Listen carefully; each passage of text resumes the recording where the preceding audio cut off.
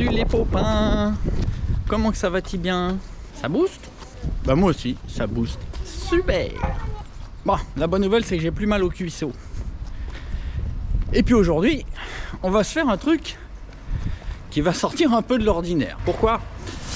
Eh ben écoutez, ça fait quelques temps que sur le net j'avance que ceux qui utilisent des allumages à avance variable, en particulier le MVT-DD qui est conseillé avec une certaine avance, et bien je conseille à tous ceux qui ont des moteurs en 65 non préparés, qui prennent pas de régime, de diminuer leur avance parce que ça fait chauffer les moteurs, tout simplement parce que l'étincelle se fait trop tôt et donc le moteur force un peu en quelque sorte et le feu reste très longtemps présent dans la chambre de combustion au lieu de s'échapper par la lumière d'échappement.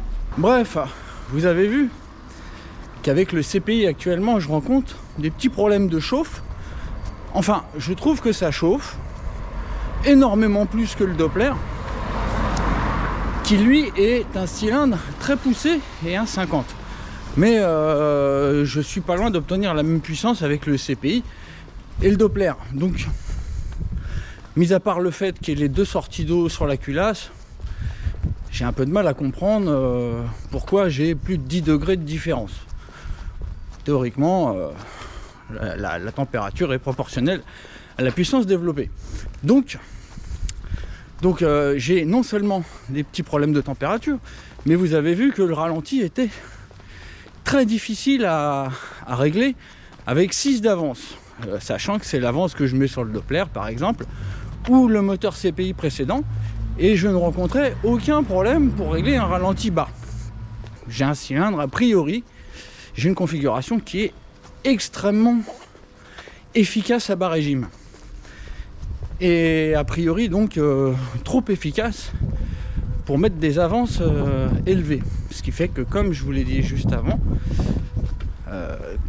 si le remplissage est très efficace du cylindre et que l'avance et que l'étincelle est trop avancée, on se retrouve avec un piston qui veut repartir en arrière. Donc ça crée des contraintes dans le moteur. Comme je vous l'ai dit, le feu reste trop longtemps présent dans la chambre et donc ça crée des problèmes de chauffe. Et nouveauté, des gros problèmes pour avoir des ralentis bas. Bref. Donc ce vlog s'adresse à beaucoup de personnes, donc tous ceux qui ont des 65 stock et particulièrement réglés avec des varios lourds. Donc évidemment, si vous êtes en air, vous voyez pas la température, mais en liquide vous voyez la température et ça grimpe.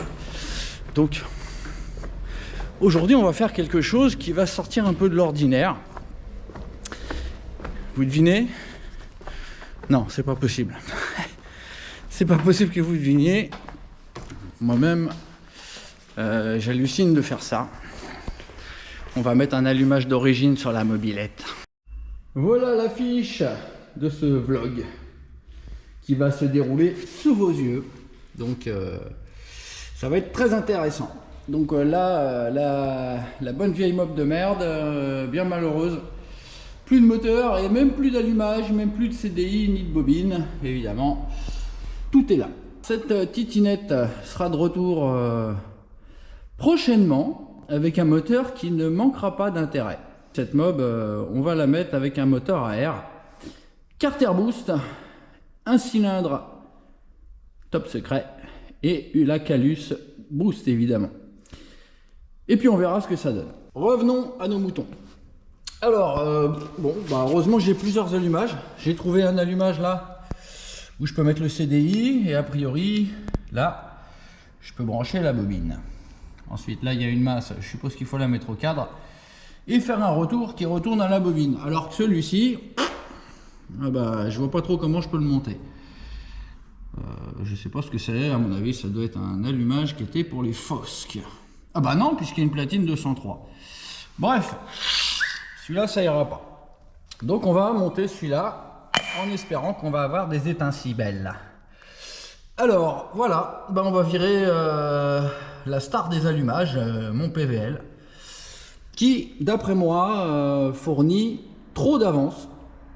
Donc là, évidemment, je pourrais diminuer l'avance. Alors déjà, à savoir que l'avance conseillée est entre 5,8 et 6,2, donc on va dire 6 pour simplifier. Hein, c'était à 6 que je le réglais.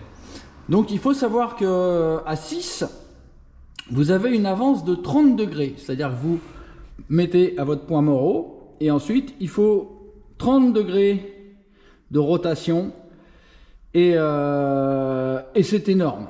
Et ça tient jusqu'à 6000 tours à 30 degrés. Donc jusqu'à 6000 tours, a priori ça chauffe énormément. Et c'est bien pour ça que je veux faire un essai avec ça. Parce que tout simplement, avec l'allumage d'origine, donc je vais avoir une avance qui va être fixe, donc qui ne va pas changer avec le régime. Et donc on va pouvoir démontrer plusieurs choses. On va pouvoir démontrer déjà que le moteur boost monté avec un cylindre CPI est extrêmement coupleux et n'a pas besoin d'allumage à avance variable pour bien fonctionner. Tout du moins, je l'espère. Et de deux, on va démontrer que, voilà, plus généralement, qu'un moteur coupleux n'a que très peu besoin d'un allumage à avance variable et que cela influe énormément sur la température de fonctionnement. Et c'est bien pour ça que je conseille à tous ceux qui ont des allumages à avance variable, comme le MVT-DD, voire même le Millennium, à faire des essais de leur côté en mettant le moins d'avance possible. Donc, bon, pour citer ce que je conseille, le MVT-DD qui est conseillé à 0,40 avec un 65, honnêtement, je vous conseille de le mettre à 0. Vous pourrez constater des différences de température assez impressionnantes. Et des performances qui seront probablement meilleures. Voilà, donc voilà, donc ce moteur qu'on a déjà testé avec un Carbut 15 et qui nous avait donné, je crois, 118 km/h, et j'aurais pu optimiser ça très probablement. Et ben, on va maintenant le tester avec un allumage d'origine. Donc avec un Carbut 15, ça fonctionnait bien, et avec un allumage d'origine, et ben on va voir ça. Maintenant, évidemment, on pourrait très probablement faire le test avec un Carbut 15 et un allumage d'origine, et ça fonctionnerait encore très bien, je pense. Voilà, donc bah écoutez les copains, il va me rester plus qu'à démonter cette jolie chose, et on va mettre cette chose, la honte de la mobilette, des pièces d'origine. Enfin voilà, donc on va tuer quelques idées reçues, et j'espère que si vous avez un moteur 65 cm3, vous essaierez de baisser votre avance, voire même des 50 cm3. Hein, tout dépend en fait à quel régime vous faites fonctionner votre moteur. Mais si vous êtes sous les 10 000 tours, ne suivez pas les avances conseillées par MVT, mettez moins. C'est-à-dire si vous avez 40, en 50, je vous conseillerais plutôt 0,10, 0,20. Et avec la DD et le Millennium, bah, étant donné qu'il est à régler au point mort, je vous conseille d'essayer de mettre 0,10, 0,20 de retard. C'est très probable que vous constatiez des gains de partout, niveau température et perf. Voilà, donc moi, j'imagine qu'en montant cet allumage de merde, on va pas perdre grand chose en performance, voire même ça va être mieux. Et je pense qu'on va perdre en température. Vous avez vu la dernière fois, donc le dernier vlog, je reviens, au mieux je fais 68 degrés. Et au pire, j'avais fait 78. Mais bon, il y avait des bulles dans la pompe à eau. Donc on va voir ce que ça donne avec un allumage à avance fixe. Et si tout se confirme, je vais modifier autre chose dans le moteur qui me permettra de remettre le PVL et une bonne avance. Et a priori, j'aurai un bon ralenti. Comme je vous ai expliqué, le moteur tel qu'il est là actuellement, il est très restreint de l'embase. Et il y a beaucoup de précompression quand le piston descend. Et le fait que ce soit très restreint à l'embase fait que les gaz prennent déjà beaucoup de vitesse en rentrant dans le cylindre. Et ils en reprennent encore en sortant des lumières dans le cylindre.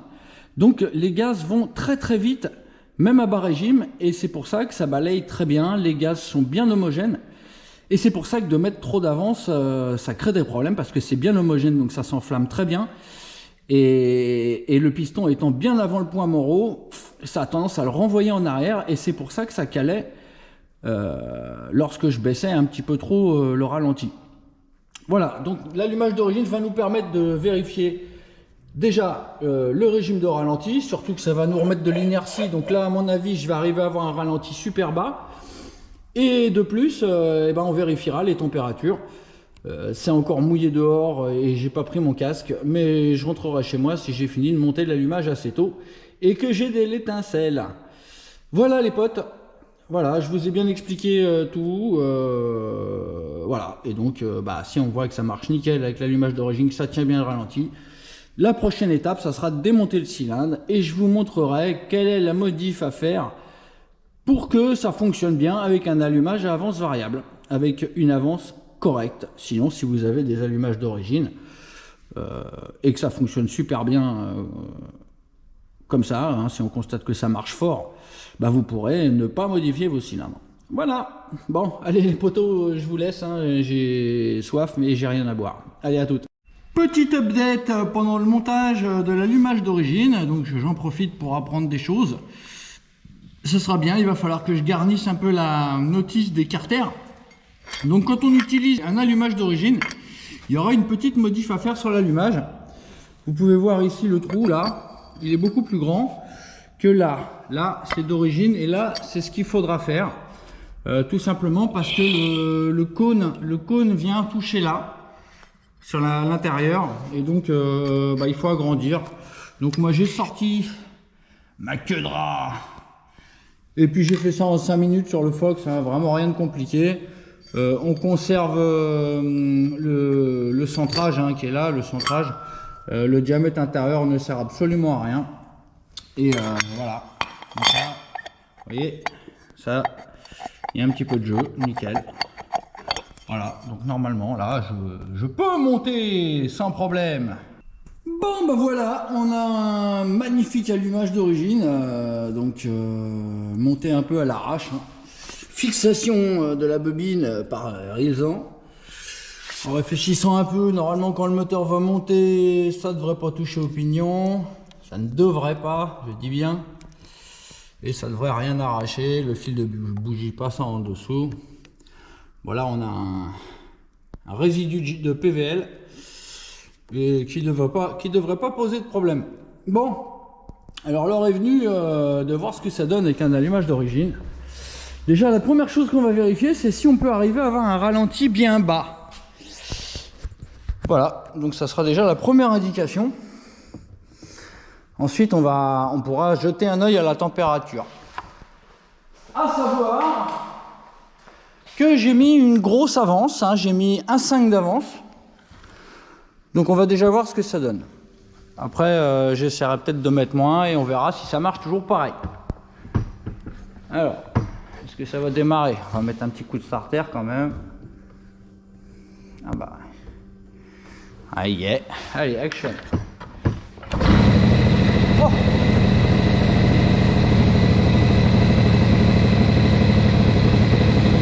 Magnifico.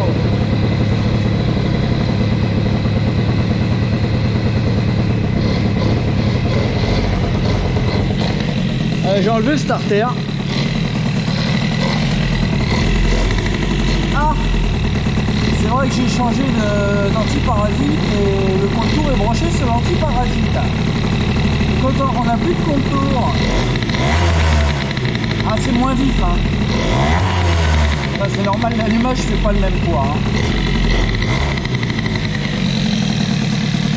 Mais alors le ralenti, c'est autre chose. Hein. Là, on doit être à 1700 tours. D'ailleurs, peut-être qu'en mettant mon antiparasite là sur l'autre, ça va arriver à passer. Il y a des chances. Ça va peut-être passer. Il est où le fil? Ah ouais, non, il est un peu plus loin, il est là. Oh, ça tourne à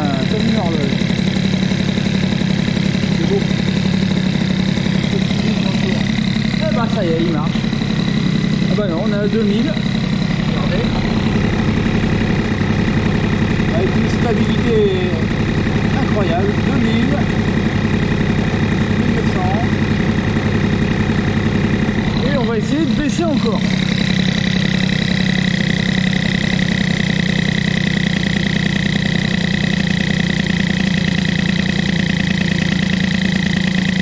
Ça descend. Allez, je vais enlever un chouille.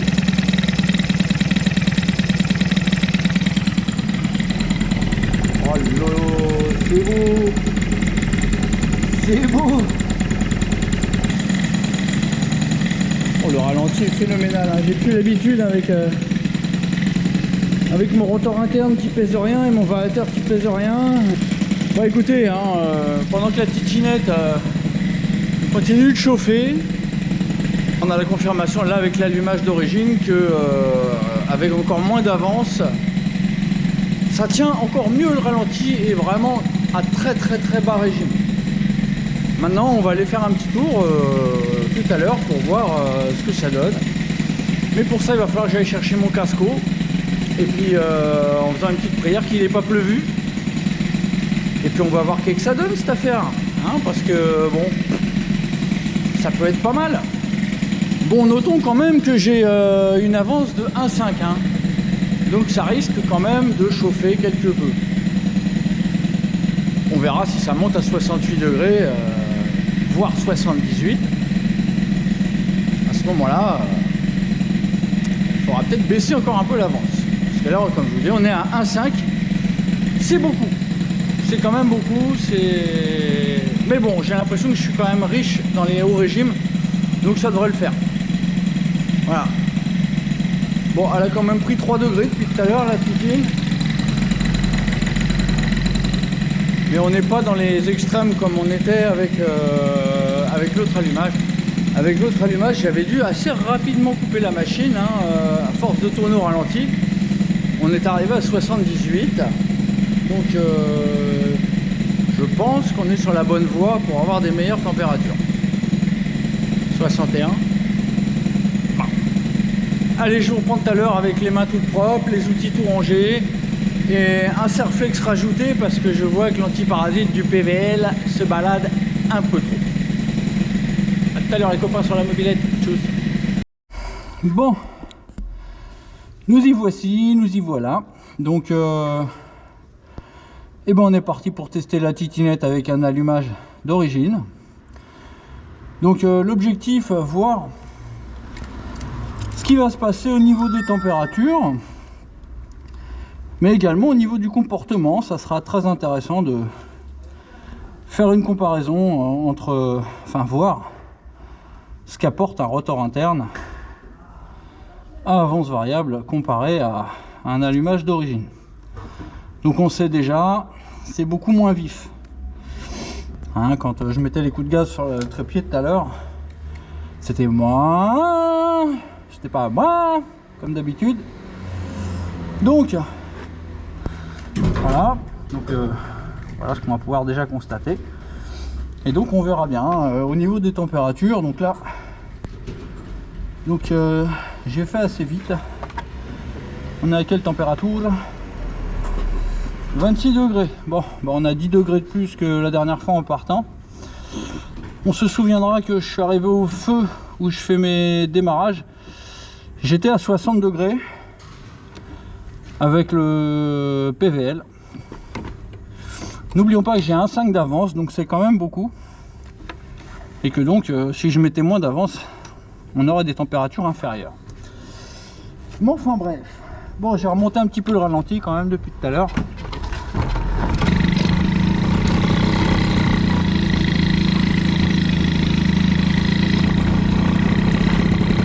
Voilà, ralenti de la mort sans starter.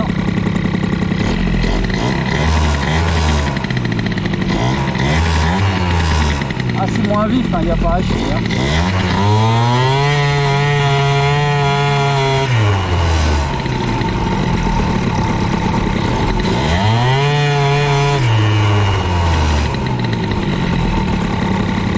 J'ai l'impression que j'ai des pétarades d'allumage. C'est la carte qui est trop riche, je sais pas. Quand j'accélère, c'est pas propre.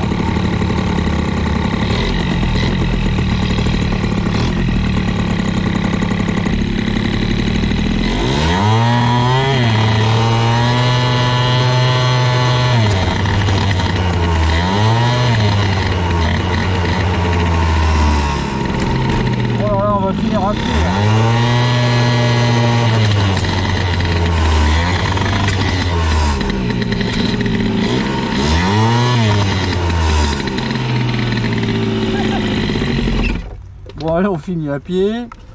Bon voilà un petit bout de fil jaune hein, pour tirer la masse de la mort. Donc on va faire ça à l'arrachouille. Allez, à tout de suite. Bon voilà ma masse à l'arrache-moelle d'Hersch. Donc voilà, donc là ça relié à la masse de la bobine PVL, ça bouge pas. La petite boucle de l'allumage reliée aussi à la masse de l'allumage PVL, sachant que le moteur va reculer. Le câble, le fil est un peu tendu, mais ça posera pas de problème. On va démarrer, on va voir. Hein. Très possible que ce soit la bougie qui soit morte. C'est pas plus mal. Maintenant, on a une masse. Alors, voyons voir. Qu'est-ce que ça va dire, ça? Ça va nous faire des plop, plop, plop, plop, plop, plop, encore.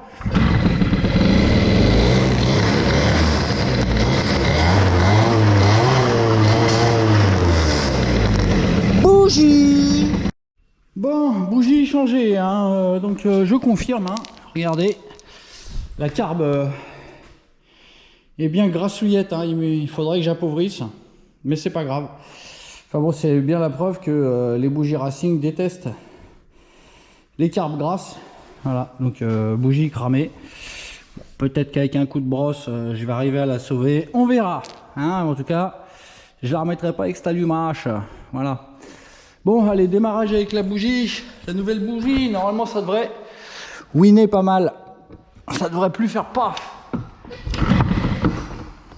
Ouais. Allez, un peu de gaz.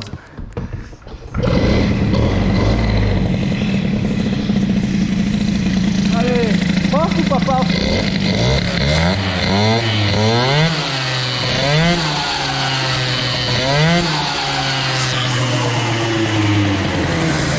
Plus paf.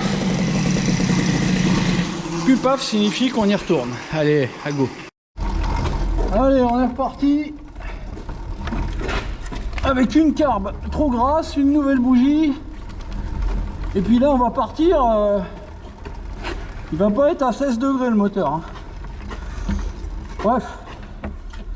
Espérons qu'on va pas cramer cette bougie là aussi. Mais bon, je vous dis honnêtement, j'ai la flemme d'appauvrir, même si c'est ce qu'il faudrait faire pour pouvoir bien comparer les deux allumages. Dans les notices MVT, ils disent bien de rajouter 10 points à la carbe avec leurs allumages à rotor interne à avance variable. Donc il n'y a peut-être pas que des conneries dans les notices MVT. Allez, bref, même objectif qu'avant, hein. Température test, température testinge, du comportement, et puis quoi d'autre, bah je sais plus. En tout cas là on part à 44 degrés. Si on arrive à moins de 60 au feu là-haut, hein, on pourra dire que j'avais raison, c'est l'allumage qui fait cette chauffe.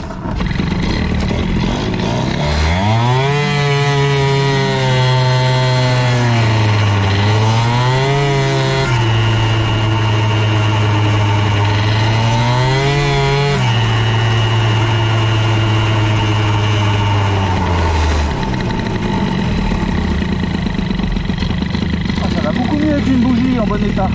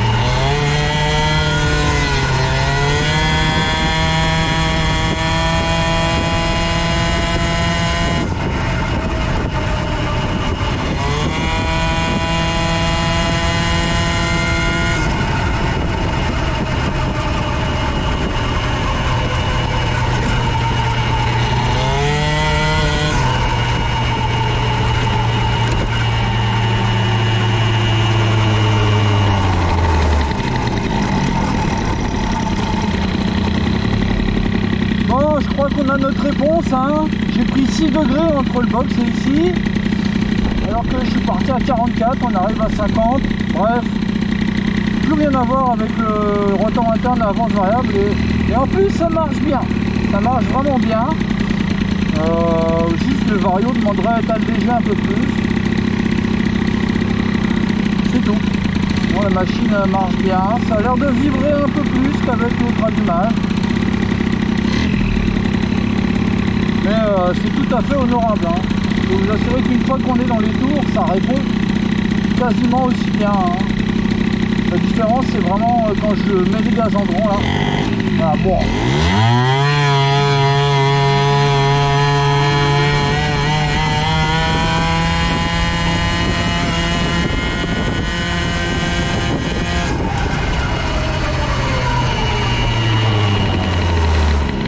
Voilà, on se fait un petit 88 quand même entre deux feux, alors que la carbe doit être trop riche, et je tire 13,56 hein, les copains, hein. Quand j'ai fait 96, j'étais en 12.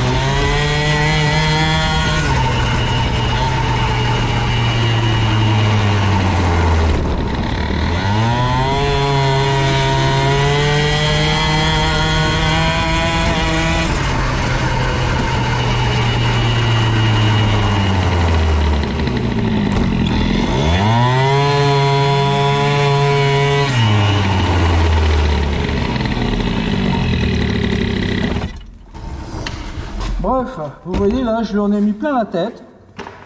Et on pourrait mieux la régler. Avec ce moteur, le PVL ne me manquerait pas. Je pense même que je préférerais cet allumage que le PVL. Ça fonctionne mieux. Là, voilà, 88. Vous avez vu, même si évidemment j'ai fait un petit freinage de compète, 63 degrés max. Avec le PVL, on dépassait les 70, même sans les bulles dans la pompe. Bref, qui c'est qui avait raison, c'est Grégos. Ah, j'avais raison. Le problème avec un moteur comme ça, un moteur coupleux, c'est qu'on a trop d'avance à bas régime et on a donc des problèmes. Comme j'en ai eu pour régler le ralenti, parce que le moteur a envie de repartir en arrière. Du fait qu'il remplit trop bien à bas régime et qu'on a beaucoup d'avance, le piston a envie de repartir en arrière. Et à haut régime, comme dans mon cas, enfin en tout cas moi, c'est en ayant décalé, je me retrouvais avec trop peu d'avance à haut régime. Voilà. Donc, bah voilà, la titinette. Ah, qu'est-ce que je fais? Je laisse l'allumage d'origine? Non, non, non. Oh, c'est pas le même poids là. C'est pas le même poids, on sent qu'il y a de l'inertie là. Non. En tout cas, voilà. Donc j'ai ma réponse. Hein. C'est bien que le moteur remplit trop bien à bas régime.